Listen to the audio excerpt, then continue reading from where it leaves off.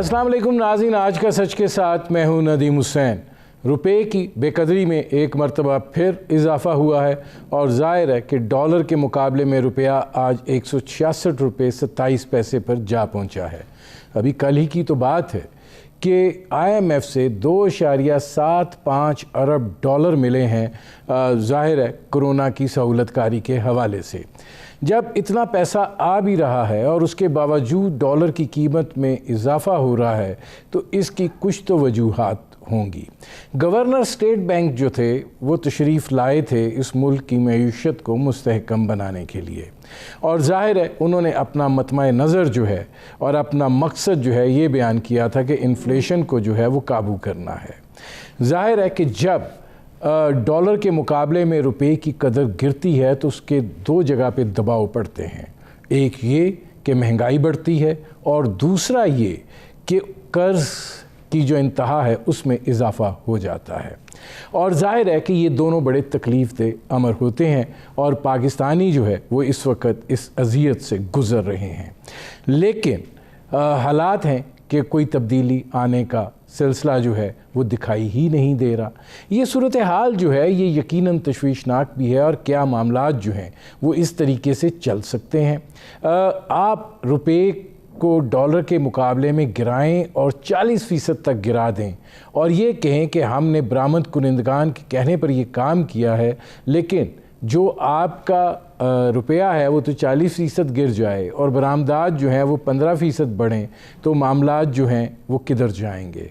इसके नतीजे में तिजारती खसारा जो है वो भी वसी हो रहा है, उसकी खलीज बढ़ रही है और ज़ाहिर है वो एक और नए दबाव का पेश खैमा जो है वो होगा। अफ़गानिस्तान की सूरत हाल भी इस सारी सूरत हाल से लिंक्ड है। ये वो मामलात हैं जिस पर करेंगे बात। आपका अपने मेहमानों से तारुफ़ करवाते हैं। हमारे साथ मौजूद हैं डॉक्टर इशफाक साहब, माहिर मुआशियात हैं, पाकिस्तान की मईशत पर गहरी नज़र रखते हैं, और हमारे साथ मौजूद हैं ज़ुबैर मोतीवाला, मुमताज़ सनतकार हैं। इस वक्त हमारे साथ मौजूद हैं मलिक बोस्तान, चेयरमैन हैं exchange companies association of Pakistan के। उनसे बात करते हैं। मलिक साहब, ये क्या हो रहा है? डॉलर की जो सिचुएशन है आज 166 रुपये 27 पैसे तक ये जा पहुंचा है, और अगर हम गुज़िश्ता दिनों में देखें तो कोई 8 से 10% तो ये डिवैल्यू हो गया है। जी बिल्कुल, आपने सही फरमाया है। और दरअसल डॉलर का रेट, एक तो बड़ी वजह, जो सबसे बड़ी वजह थी डॉलर की बढ़ने की, वो आपको याद होगा कि कोरोना की वजह से हुकूमत ने कंस्ट्रक्शन इंडस्ट्री को एक एमएसटी दी थी और उसके बाद डॉलर 170 से कम हो गया, 152 हो गया था और बड़े पैमाने में उसमें इन्वेस्टमेंट आई, और वो 30 जून को जो ही खत्म हुई उसके बाद डॉलर 157 से बढ़ के आज तकरीबन 187 रुपये बढ़ गए। तो उसकी वजह से अभी वो आबाद के मेम्बरान ने और 500 कंपनियों ने 2000 अरब रुपए की मजीद इन्वेस्टमेंट करने के लिए हुकूमत से रिक्वेस्ट की है कि इसको दिसंबर तक एक्सटेंड करें, लेकिन हुकूमत ने कहा जी हम IMF से मुज़ाकरात कर रहे हैं, अगर उन्होंने इजाज़त दे दी तो हम इसको एक्सटेंड कर देंगे। तो ये बड़ी वजह तो यही सप्लाई हमारी कट होगी, जो कि 10-12 मिलियन डॉलर डेली आ रहे थे वो आना बंद हो गए, इसके वेट कर रहे हैं। एक तो बड़ी वजह ये बनी। दूसरी बड़ी वजह बनी है कि अफगान का जो अपसेट हुआ है वो उसके पाकिस्तान में बड़ा बुरा असर है।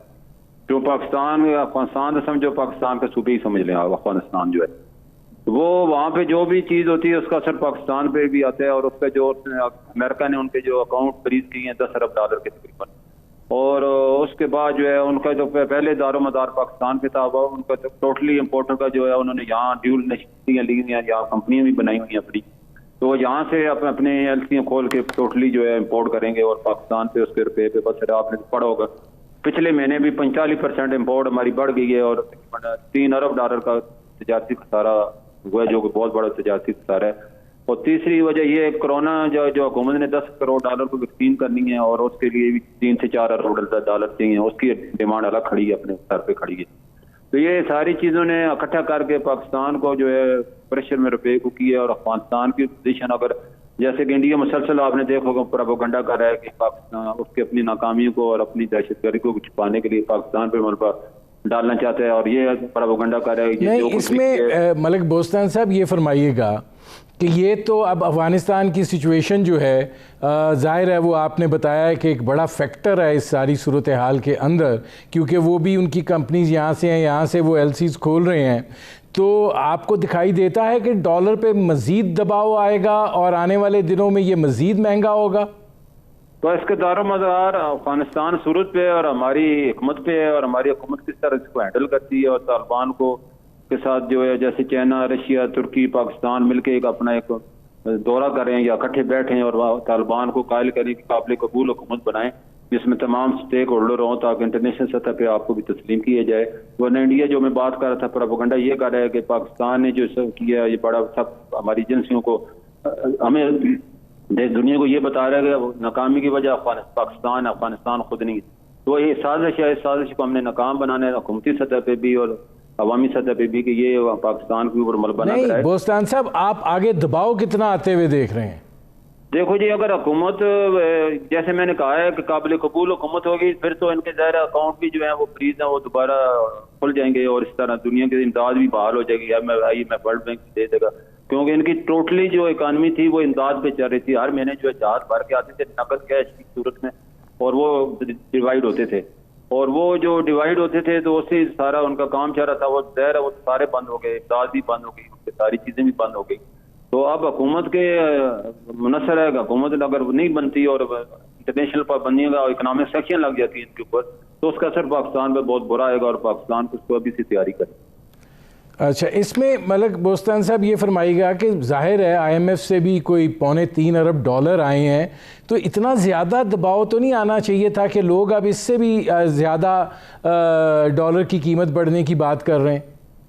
देखो, इसमें जो न्यूज़ ये भी आ रही है कि IMF ने कहा है कि यूटिलिटी और डॉलर का रेट आप बढ़ाएं, तो उसमें एक्सपोर्टरों की भी ये डिमांड है कि हमारी जो है आप बढ़ाएं, तो उसमें हुकूमत ही तरदीद कर सकती है या इतमाद में कौम को लेना चाहिए। अगर ऐसी कोई चीज़ है जो अलग बात, उसका तो कहा नहीं जा सकता। लेकिन जो बज़ाहिर फिगर आ रहे हैं तो $3 अरब का माना आपका ट्रेड गैप आता है, $36 अरब आपके कम हो गए, तो उसको आपने अभी से अरेंजमेंट करना होगा। या तो आपके इम्पोर्ट बिल कम करने होंगे या आप एक्सपोर्ट बढ़ाने। एक्सपोर्ट भी आपकी देखो ना, $3 अरब का आपका टारगेट था, $2.30 करोड़ की आपकी एक्सपोर्ट हुई है, तो वो भी आपका टारगेट जो है पूरा नहीं हुआ। तो ये सारी चीज़ें ऐसी हैं। उसके अलावा जो है हुकूमत को ये जो अफगानिस्तान पॉलिसी है इसको भी जो है बड़ी हुकूमत से और फहम फराज से इसको हैंडल करना है, और दुनिया को और तालिबान को कायल करना है कि जब तक आप दुनिया की मर्जी से नहीं चलेंगे तो आप अपनी मर्जी करेंगे तो फिर चल नहीं सकेंगे। तो आपको ये दिखाई देता है, आपको खदशात हैं कि रुपए की बेकदरी और हो सकती है, डॉलर की कीमत आने वाले दिनों में मज़ीद बढ़ सकती है? देखो जी, हुकूमत ने अगर ये मैंने कहा ना $3 अरब का माना जाती सारा बहुत बड़ा खर्चा है, उसको कहाँ से हम करेंगे? हमने अगले 2 साल में हुकूमत ने $50 अरब पे करने वापस करने, और ऊपर से ये ट्रेड गैप आपका आएगा। फिर इम्पोर्ट बिल आप अपने कट करें, लग्जरी चीज़ें टोटली बंद कर दें, एक्सपोर्ट और रेमिटेंस के मुताबिक अपनी इम्पोर्ट बिल करें, क्योंकि जब आप डॉलर का रेट बढ़ाएंगे, आपने ये कहा जा रहा है कि जो एक्सपोर्टरों की डिमांड थी कि डिवैल्यू करें तो हमें एक्सपोर्ट बढ़ाएंगे। अगर उसको टेक्सटाइल को भी आप देखें, 2 साल पहले आपकी $13 अरब की एक्सपोर्ट थी, अब $15 अरब हुई है। डिवैल्यू आपने 40% की है, एक्सपोर्ट आपकी सिर्फ 15% बढ़ी है, तो इसका मतलब डिवैल्यू आपको कोई फायदा नहीं। 40% एक्सपोर्ट बढ़ती तो हम कहते कि सही पॉलिसी है। उससे महंगाई बढ़ेगी, हुकूमत की जो रेपुटेशन खराब होगी, आवाम को बड़ी उम्मीदें थी इस हुकूमत से। अगर जो महंगाई बढ़ेगी, इन्फ्लेशन बढ़ेगा, तो ज़ाहिर है हुकूमत की नेकनामी तो नहीं आएगी, बदनामी आएगी। तो इसको भी इनको मद्देनजर रखना चाहिए। ठीक, बहुत शुक्रिया मलिक बोस्तान साहब हमसे बात करने का। डॉक्टर साहब, ये फरमाइएगा कि ये जो सूरत हाल है रुपए की इस कदर बेकदरी, इसके तो बड़े कसीरुल जहती असरात जो हैं वो पाकिस्तान की मईशत पर मुरतब होंगे। मतलब हम ख़ुद को ये भी कहते हैं कि हम नेट इम्पोर्टर्स हैं खुराक के। अब ऐसी सूरत हाल में ये तो ना सिर्फ ये कि महंगाई पे दबाव आएगा, ना सिर्फ ये कि कर्जा जात की सूरत हाल जो है वो ख़राब होगी, बल्कि रॉ मटेरियल्स जो हैं वो भी महंगे होंगे। आपके नज़दीक क्या एडवर्स इम्पैक्ट आ रहा है? देखें, काफ़ी दिनों से पाकिस्तान की मईशत में मुझे एक इस्तेहकाम नज़र आ रहा था, और इसकी सिमत भी ठीक डायरेक्शन पे थी। लेकिन मुझे लगता है कि कुछ ऐसे लोग जो इस हुकूमत में बैठे हुए हैं, उन्हें ये बात पसंद नहीं आई कि पाकिस्तान में मईशत के में इस्तेहकाम क्यों आ रहा है और ये मईशत राइट डायरेक्शन पे क्यों चल पड़ी है। और ये हुकूमत के अंदर बैठे हुए आस्तीन के सांप जो हैं, उन्हें ये चीज़ें पसंद नहीं आई हैं। देखें, मुल्क में जब ये एक्सचेंज रेट डिप्रिशिएट कब होता है, जब आपके डॉलर की डिमांड सप्लाई के मुकाबले में बढ़ जाए। तो क्या होता है कि जब किसी चीज़ की डिमांड बढ़े तो उसकी कीमत बढ़ जाती है, तो दूसरे की कीमत गिर जाएगी। बिल्कुल इसी तरीके से कि जब हमारा रिजर्व तेजी से बढ़ रहा है, और रिजर्व तेजी से बढ़ने का मतलब यह है कि जितने डॉलर मुल्क के अंदर आ रहे हैं और जितने डॉलर मुल्क से जा रहे हैं बाहर, चाहे वो इंपोर्ट की शक्ल में हो, चाहे वो डेट सर्विसिंग की शक्ल में हो, आउटफ्लो अगर कम है और इनफ्लो ज़्यादा है तो बाय डेफिनेशन हमारा रिजर्व बढ़ेगा। और जब रिजर्व बढ़ता है तो वो करेंसी पर इस्तेहकाम लाता है, वो बल्कि उस पर उल्टा प्रेशर पड़ता है, अप्रिशिएट होने लगता है। तो फिर स्टेट बैंक थोड़ी सी इंटरवीन करके उसको अप्रिशिएट होने से बचाती है। तो मेरे नज़दीक 150-155 रुपए पर डॉलर जो है, ये इस वक्त एक आइडियल सिचुएशन था। और ये काफ़ी दिनों तक आपने देखा कि ये 152, 153 इसी रेंज में फिरता रहा। लेकिन जैसे मैंने कहा कि कुछ लोग थे जिन्हें समझ में नहीं आया कि ये काम क्यों है यहाँ पर, उन्होंने इससे खिलवाड़ शुरू किया और आज आपने बताया कि 166 रुपए पे चला गया है, यानी कि तकरीबन 14 रुपया पर डॉलर। ये चंद 2 महीनों के दरमियान में ये तकरीबन 14 रुपया फी डॉलर जो है वो नीचे चला गया, जिसकी वजह से अगर मैं आज के इसमें मैं कैलकुलेट कर लूँ तो ये तकरीबन आप 1260 अरब रुपए का पब्लिक डेट हम पे चढ़ गया है। 90 बिलियन डॉलर मैंने पब्लिक डेट रखा है जो स्टेट बैंक के अपने मुताबिक है, और 14 रुपए फी डॉलर अगर करेंसी डिवैल्यू हुई है तो इसका मतलब ये है कि 1260 अरब रुपया कर्जे में बढ़ गया। इशफाक साहब, मुझे एक ब्रेक लेना पड़ रहा है जी, मैं आता हूँ डॉक्टर साहब, मैं आता हूँ, मुझे एक ब्रेक लेना पड़ रहा है। नाज़रीन, हमारी गुफ्तगू जारी है, एक मुख्तसर से कमर्शियल ब्रेक का वक्त हुआ है, मिलते हैं इस वक्फे के बाद।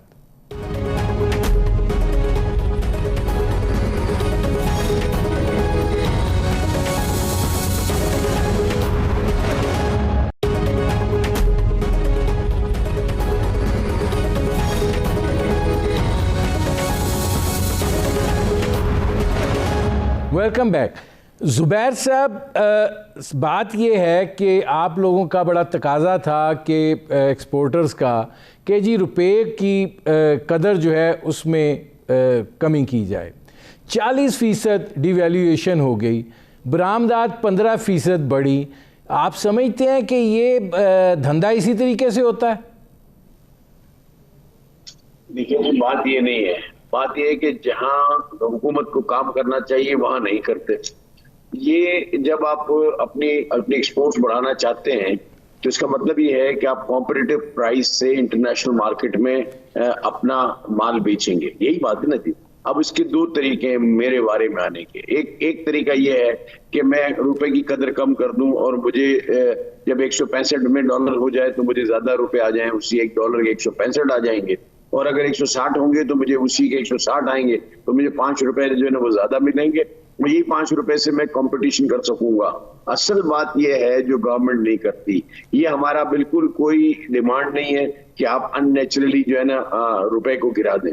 ये देखिए, सप्लाई एंड डिमांड की मार्केट है, वो एक मैकेनिज्म है जिसके तहत ये गिरता है। लेकिन करना क्या चाहिए मैं आपको बताऊं। एक्सपोर्ट को बढ़ाने के लिए आपको एक्सपोर्ट की मैन्युफैक्चरिंग कॉस्ट जो है उसको इंटरनेशनल लेवल के ऊपर लाना चाहिए। इंटरनेशनल से मुराद मेरी हमारे कॉम्पिटिटर्स के बराबर लाना चाहिए।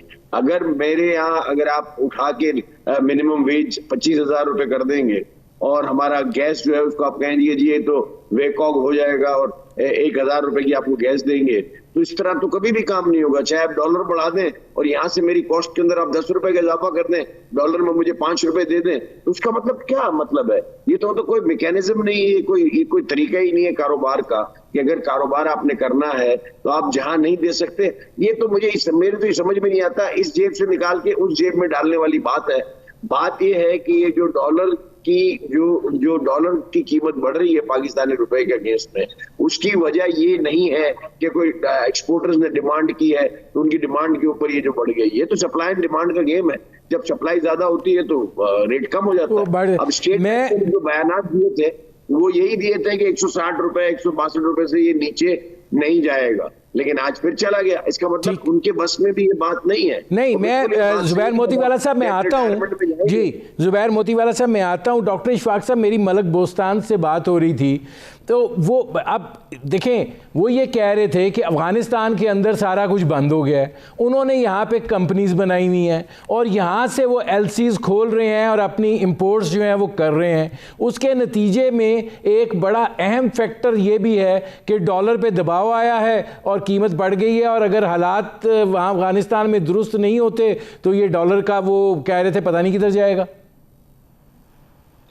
आप ये सोचे ज़रा, ये अफगानिस्तान का इवेंट तो 15 अगस्त को हुआ है ना, काबुल फॉल, या उससे 10 दिन पीछे आप चले जाएं तो ये अगस्त के महीने में हुआ है ना। ये अफगानिस्तान का जो भी आप क्राइसिस कह रहे हैं, ये तो पिछले 2 महीने से गिर रहा है ये डॉलर।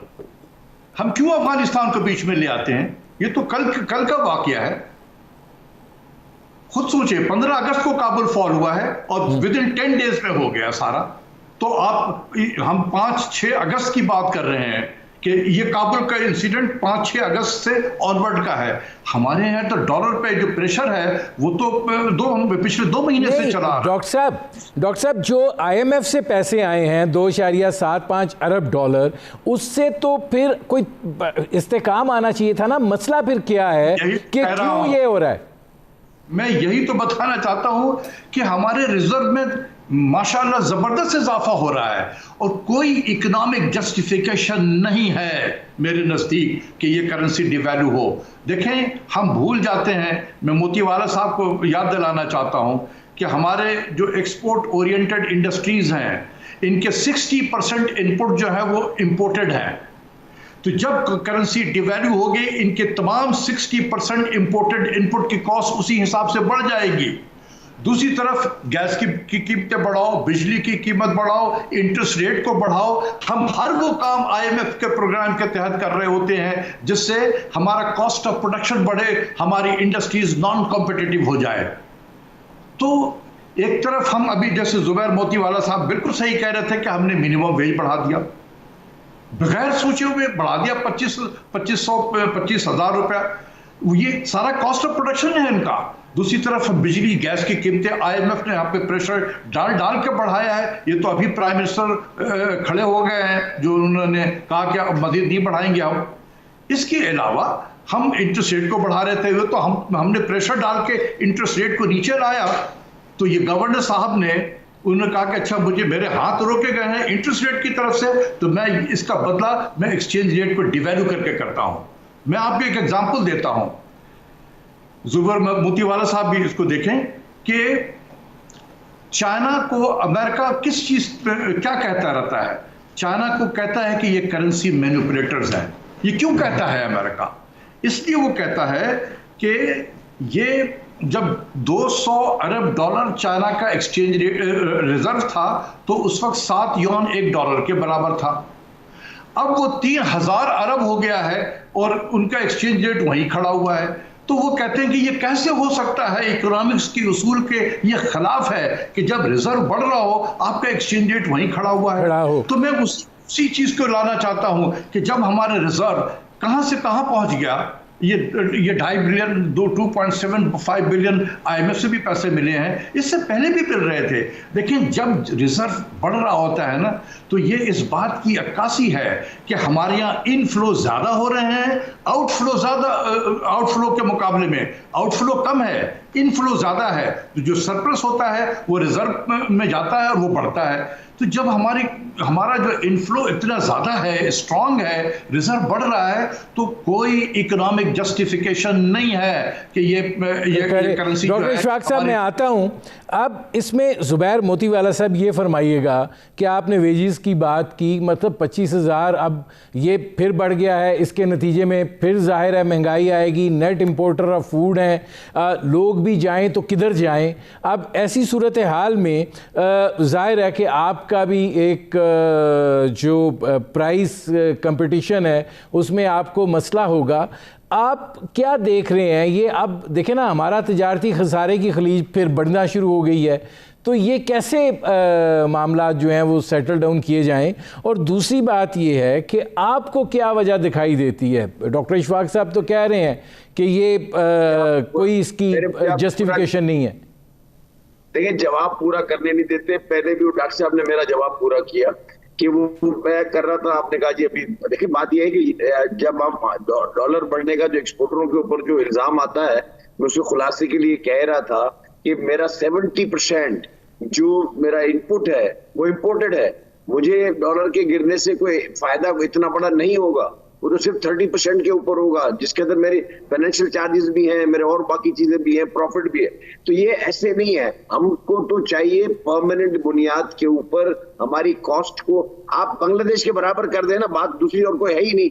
मैं तो ये कहता हूँ कोई इंटरनेशनल एजेंसी आप मुकर्रर करें और कॉस्ट ऑफ मैन्युफैक्चरिंग को ले लें। जो बेसिक आइटम्स हैं, अगर टेक्सटाइल की हम बात करते हैं तो टेक्सटाइल में आप बेडशीट को ले लें, आप जो है ना टी शर्ट्स को ले लें, जो बल्क की आइटम है। अगर वहां कोई आदमी यान लेकर अगर वो टी शर्ट बनाता है तो उसके अंदर कन्वर्जन कॉस्ट कितनी आती है और पाकिस्तान में कितनी आती है? इसमें कोई रॉकेट साइंस तो नहीं है, वो 2 मिनट का काम है, वो आपको आ जाएगा सब कुछ सामने। तो हम ये कहते हैं कि हमारी कॉस्ट जो है ना, देखिए मैंने अगर कम्पीट करना है, अगर मैं और आप अगर कम्पीट कर रहे हैं, आप अगर मोटरसाइकिल पे चल रहे हैं और मुझे साइकिल देंगे तो मैं कैसे आपसे कम्पीट करूंगा? इसमें जुबैर साहब एक और सवाल है। जुबैर साहब, सवाल ये है कि अगर हमारी बरामदात नहीं बढ़ती हैं, एक सेक्टर जो है उसको कितना खींच के आप कितनी उसकी बरामदात कर लेंगे कि हम डॉलर्स जो हैं वो कमा सकें?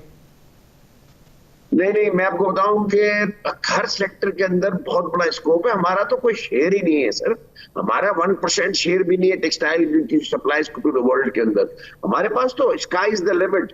हमारे पास तो अगर सिर्फ टेक्सटाइल को सपोर्ट करें, आज भी आप देखिए ना हमारा वैल्यू एडिशन कहाँ है।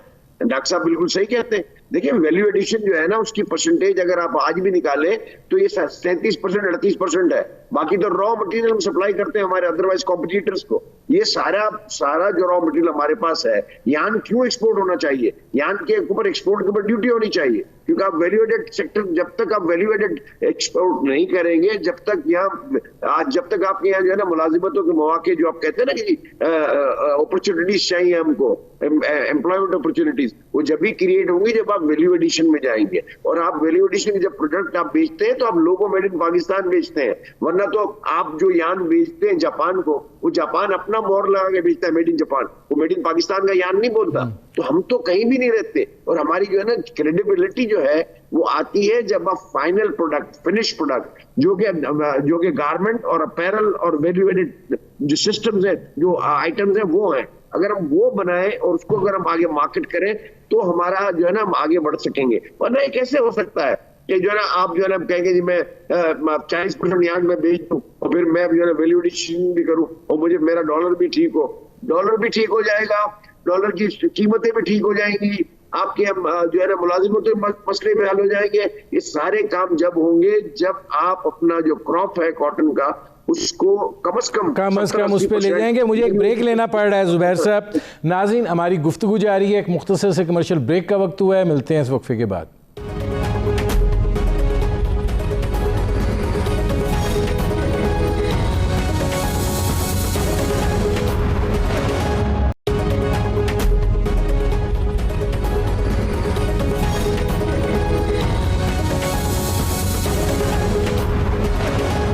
Welcome back.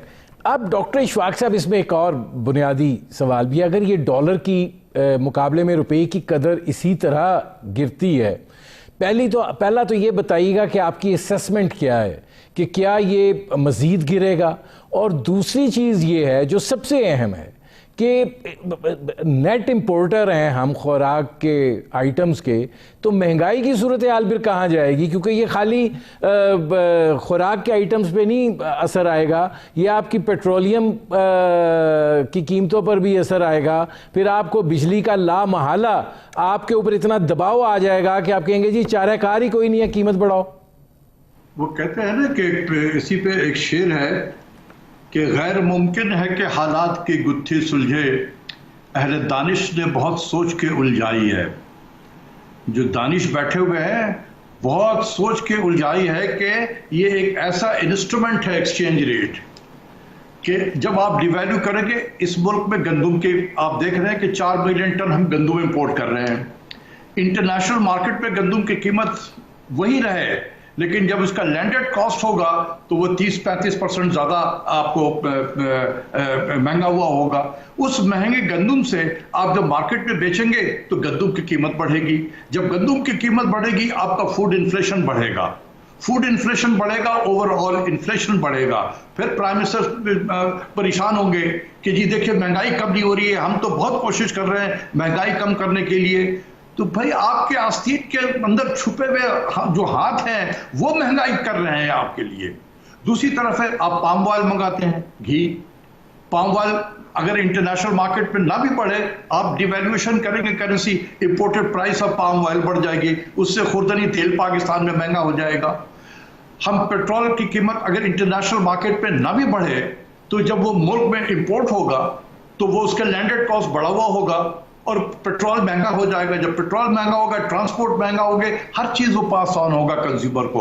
तो ये सारी चीजें एक इन्फ्लेशन को हवा देने के लिए ये काम की जा रही है, क्योंकि ताकि जस्टिफिकेशन हो स्टेट बैंक के पास कि महंगाई बढ़ रही है, मुझे इंटरेस्ट रेट को बढ़ाने दो।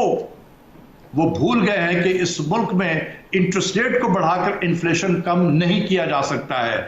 एम्पिरिकल एविडेंस ये कहता है कि 1% अगर स्टेट बैंक डिस्काउंट रेट को बढ़ाए तो 1.30% जो है 1.3% इन्फ्लेशन बढ़ता है इस मुल्क में। तो बात यह है कि जब हेलीकॉप्टर से लोगों को उतारेंगे जिन्होंने वेस्टर्न इकोनॉमी को पढ़ा हुआ है, वेस्टर्न फार्मूला को लाकर यहां पर डोमेस्टिक पाकिस्तानी माहौल में उसको इंप्लीमेंट करेंगे, क्योंकि पाकिस्तान की इकोनॉमी से उनको बिल्कुल वाकिफ नहीं है, उन्हें ये नहीं पता कि डेटा इकट्ठा कैसे होता है, तो ये तबाही मचेगी पाकिस्तान में। अब ज़ुबैर मोतीवाला साहब ये फरमाइएगा कि अब ये जो सूरत हाल है ये तो कोई इत्मीनान बख्श सूरत हाल नहीं है। ज़ाहिर है कि हमें रिलीफ, बहुत बड़ा रिलीफ मिला, 2.75 अरब डॉलर का जो आया है, आपको बजटरी सपोर्ट भी उससे हासिल हो सकती है और बहुत से मामला जो हैं वो सुलझ सकते हैं। लेकिन उसके बावजूद अगर ये कैफियत रहती है तो फिर तो ये इसका बड़ा मल्टी डायमेंशनल असर पड़ता है, तो उसके असरात क्या होंगे? देखिए जी, अगर डॉलर की जो पोजीशन है, जो डॉलर रुपी पैरिटी की आप अगर बात करते हैं, देखिए अगर डॉलर मजीद स्ट्रांग होगा तो पाकिस्तान के अंदर इन्फ्लेशन का लामहला इजाफा होगा, उसमें तो कोई दो बातें नहीं है। और उसको कम करने का तरीका यह है कि हम उन जराए से डॉलर को मंगवाएं जो लीगल तरीके हैं, यानी हम अपनी एक्सपोर्ट को बढ़ाएं और इंपोर्ट को कम करें। अब देखिए यहाँ जो इस वक्त जो करंट अकाउंट डेफिसिट आया है उसके लिए आप सिर्फ हुकूमत को पूरे इल्जाम नहीं ठहरा सकते। देखिए इसमें आपका जो ब्रेंट है, आपका जो तेल है, उसकी प्राइस $70 भी गई, अब आप घट के भी $66 हो गई है। पिछले दिन जब हम उन दिनों को देखते थे तो वो $40-44 के दिन थे, तो बहुत अच्छे दिन थे। अब आज जो है ना $70 $66 की बातें हो रही हैं। या तो ये ऑयल के अंदर ड्रास्टिक कोई कमी आए, इसके बाद हमारी जो क्रॉप्स हैं, सबसे बड़ा जो हमारा प्रॉब्लम हुआ वो कॉटन क्रॉप के ऊपर ध्यान नहीं दिया गया, कॉटन की जगह पे गन्ना लगाया गया और आज हम 6-6.5 मिलियन बेल्स की हमने जो है ना वो हमारी फसल है, हमारी फसल होती थी $13 मिलियन की, जिसमें हम ये कहते थे कि इंडिया के अंदर ये इतनी जमीन के ऊपर वो $26 मिलियन बनाते हैं और हम $13 मिलियन लगाते हैं। तो हम वो बातें कर रहे थे, अचानक हम आधे पे पहुंच गए। आज इस दफा कम से कम 2 से 3 बिलियन डॉलर की आपकी कॉटन इंपोर्ट हुई है और इंपोर्ट होगी जब by the end of the year. तो ये 3 बिलियन डॉलर भी तो इसी के अंदर प्रॉब्लम क्रिएट करेंगे। ये भी तो डॉलर के ऊपर जो है ना वजन आएगा और डॉलर की जरूरत पड़ेगी। लेकिन अफगानिस्तान में एक प्लस पॉइंट आप नहीं देख रहे कि अफगानिस्तान में जब चीजें सेटल हो जाएंगी और जब सीधे सब आ जाएंगे तो वो जो सप्लाई एंड डिमांड की मैं बात करता हूं, मैं समझता हूं कि कैश डॉलर अफगानिस्तान जो है वहां से काफी जो है इधर आएंगे और हमारे जो डॉलर की रिक्वायरमेंट है उस पर थोड़ा सा जो इस वक्त जो बहुत ज्यादा प्रेशर है वो प्रेशर कम होगा। क्योंकि अफगानिस्तान ने जो इंडिया को जो हरी झंडी दिखाई है और हमसे जो उन्होंने मुज़ाकरात की बात की है और बाकी सारी बातें भी कर रहा है, तो मैं समझता हूं कि अगर ये पीसफुली ट्रांसफर ऑफ पावर हो गया तो it will be a positive game changer for Pakistan और हमको एक मार्केट जो हमारी कोई भी मार्केट है वो भी हमें वापस मिलेगी और हम जो ये 2.7 बिलियन डॉलर का जो हमारा ट्रेड था अफगानिस्तान के साथ which is gone down to 1.2 1.1 वो वापस अगर हम 2, 2.5, 3, 3.5 बिलियन में ले जाते हैं तो आपके सारे मसाइल जो है ना सिर्फ इसी एक मुल्क से जो कि वर्जन है, जो हमारी अपनी मार्केट है, जो हमारा सूबे की तरह है, वो अगर हमें मिल जाएगा तो मैं समझता हूं कि हमारे बहुत सारे सरदर्द जो है ना वो कम हो जाएंगे।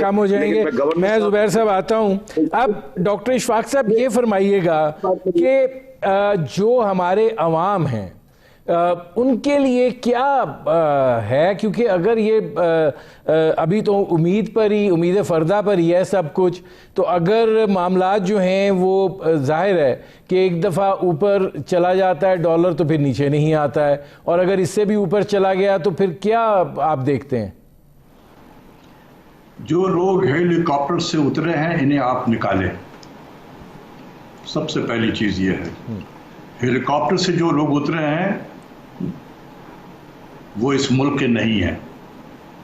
जब यहाँ से फारिग होंगे, अब जहाँ से आए हैं ये वहीं जाएंगे। रेड हॉक है, ब्लैक हॉक है कि नॉर्मल हेलीकॉप्टर है, वो चेक करवा ले जरा। ब्लैक हॉक से तो उतरे ना किसी हेलीकॉप्टर से उतरे हैं। बहरहाल देखिए, बात ये है कि ये जो माली साल हमारा गुजरा है ना, ख़त्म हुआ 2020-21 का, ये इतना आइडियल था हमारे एक्सपोर्ट्स को बढ़ाने के लिए कि आप हैरान होंगे।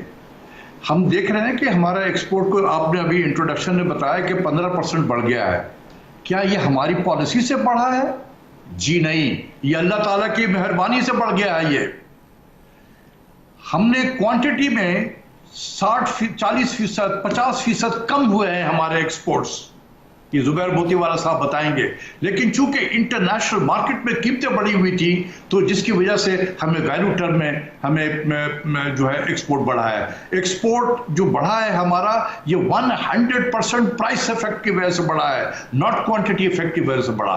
अगर आज हमारा मिनिस्टर ऑफ कॉमर्स ठीक काम कर रहे होता है, मुझे मालूम है कि जुबैर मोतीवाला साहब ये बात नहीं कह सकते हैं, लेकिन मैं बोल सकता हूं, अगर ये काम कर रहे होते, ये बड़ा गोल्डन अपॉर्चुनिटी था कि टेक्सटाइल्स की जो इंटरनेशनल मार्केट में थी, इसकी प्राइस ये बहुत बढ़ी हुई है। हम अगर ये वैल्यू एडिशन वाली चीज़ जिसका जिक्र कर रहे हैं, ये अगर हम बेचते तो आज हम बहुत पैसे इस वाली साल में कमा सकते थे। लेकिन क्वांटिटी में मैसिव कमी हुई है, ये सिर्फ प्राइस के बढ़ने की वजह से हमारा। इसमें डॉक्टर इशफाक साहब एक सवाल जो मैं जानना चाह रहा हूँ, महंगाई पर इसके क्या असरात मुरतब होंगे? क्योंकि मुझे वो सिचुएशन जो है उसके ऊपर काफ़ी ज़्यादा दबाव दिखता है। देखिए, ये तो कॉमन सेंस की बात है। जब भी करेंसी डिवैल्यू होगा, बाय डेफिनेशन हर इंपोर्टेड चीज़ जो इस मुल्क में आ रही है उसकी कीमत बढ़ जाएगी। चाहे वो आप गंदम इंपोर्ट कर रहे हो, चाहे वो खुर्दनी तेल इंपोर्ट कर रहे हो, चाहे आप पेट्रोल इंपोर्ट कर रहे हो, चाहे आप गैस इंपोर्ट कर रहे हो, जिस चीज़ की भी आप इंपोर्ट करेंगे उसकी कीमत बढ़ जाएगी। और ये अवाम, ये सारी चीज़ें अवाम इस्तेमाल करती हैं, ये सारी चीज़ें, तो अवाम पे इसका बोझ पड़ेगा। और ये प्राइम मिनिस्टर जो इतनी कोशिश कर रहे हैं कि ये कीमतों में इस्तेहकाम लाया जाए, इनके अपने लोग उनकी कोशिशों पे पानी फेर रहे हैं, लेकिन प्राइम मिनिस्टर को नजर नहीं आता। अब लास्ट ये कि आपको डॉलर कहाँ पे जाता हुआ दिखाई दे रहा है? नहीं, देखिए, मैं कभी ये हमेशा इससे अवॉइड करता हूँ कि डॉलर के फोरकास्ट ये मैं नहीं कर सकता हूँ। अगर मैं इसमें मेरी महारत होती तो आज मैं बिलियनर होकर बैठा होता इस मुल्क में। लेकिन ये चीज़ जो है ये मैं नहीं बता सकता हूँ कि ये कहाँ जाएगा। हाँ, मेरे नजदीक आइडियल जो है इस वक्त 150 से लेके 155 रुपया फी डॉलर है। आप अपने एक्सपोर्टर के कॉस्ट ऑफ प्रोडक्शन को कम करें, आप एक्सचेंज रेट की तरफ हाथ ना दें। हाँ, एक्सचेंज रेट से देखें हमारा, आप अब उठा के देख लें नंबर जो स्टेट बैंक ही पब्लिश करता है। हमारे यहाँ मंथली एक्सपोर्ट क्या है, ये 1.8 बिलियन से लेके 2.2 बिलियन के दरमियान में मूव करता है। ये चूंकि ये एक्स्ट्रा ऑर्डिनरी सिचुएशन थी, इंटरनेशनल मार्केट में कॉटन की कीमतें बढ़ी हुई थी, जिसकी वजह से हमने कॉटन कम बेचने के बावजूद भी ज़्यादा हमने वैल्यू हासिल की है। तो ये हमारा एक्सपोर्ट इसी रेंज में घूमता है, 1.8 से लेके 2.2 बिलियन डॉलर। ठीक है। जब 60 रुपए $1 के बराबर था तो भी इसी रेंज में थे। आज 166 रुपए $1 पर हो गया है, हम इसी रेंज में हैं। रेंज में है। डॉक्टर साहब, मेरे प्रोग्राम का वक्त ख़त्म हो रहा है। बहुत शुक्रिया डॉक्टर इशफाक साहब, बहुत शुक्रिया ज़ुबैर मोतीवाला साहब। नाज़रीन, आपने हमारे पैनल के शुरका की गुफ्तगू सुनी। अब तक के लिए इतना ही, इजाज़त दीजिए। अल्लाह हाफ़िज़।